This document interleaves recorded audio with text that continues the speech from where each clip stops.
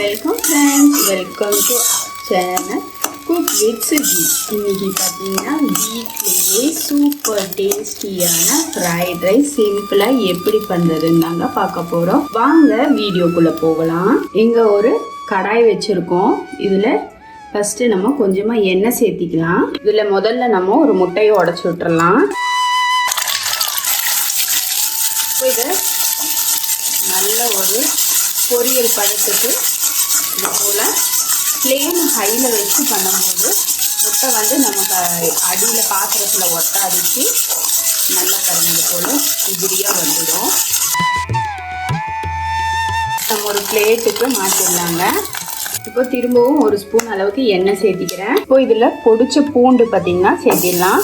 சேர்த்து நல்லா மணம் வர்ற வரைக்கும் இது போல் ஹை ஃப்ளேமில் வச்சு நம்ம கலந்து விட்டுக்கலாங்க. இதுபோல் இரும்பு கடாயில் பண்ணும்போது தான் நமக்கு ஸ்வீட் ஸ்டைலில் நல்லா உதிரியாக நல்லா டேஸ்டியாக இருக்கும். பச்சை மிளகாய் 2 கீறினது, கூடவே வெங்காயம் சேர்த்திடலாம். இது எல்லாமே நம்ம ஹை ஃப்ளேமில் வச்சு தான் வதக்க போகிறோம்.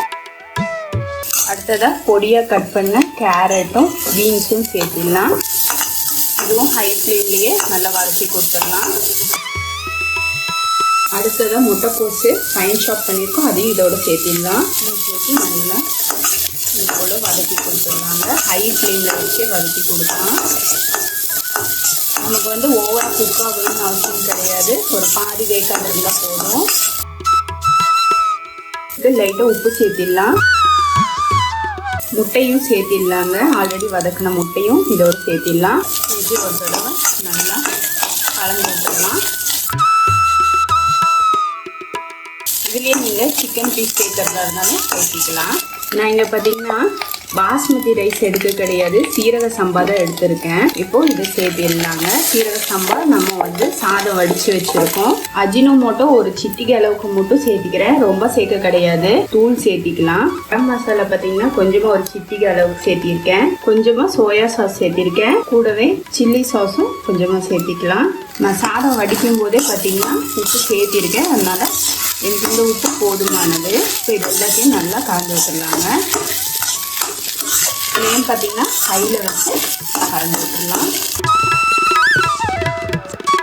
இதோட ரகசியமே பார்த்திங்கன்னா நம்ம ஹை ஃப்ளேமில் வச்சு கலந்துக்கலாம்.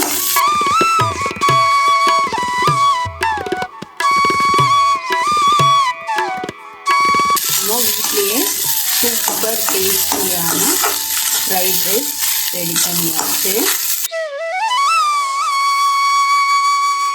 இது வரைக்கும் நீங்கள் நம்ம சேனலை சப்ஸ்கிரைப் பண்ணாமல் பார்த்துட்டு இருக்கீங்கன்னா மறக்காமல் சப்ஸ்கிரைப் பண்ணிக்கோங்க. கூடவே பெல் ஐக்கானை கிளிக் பண்ணிக்கோங்க.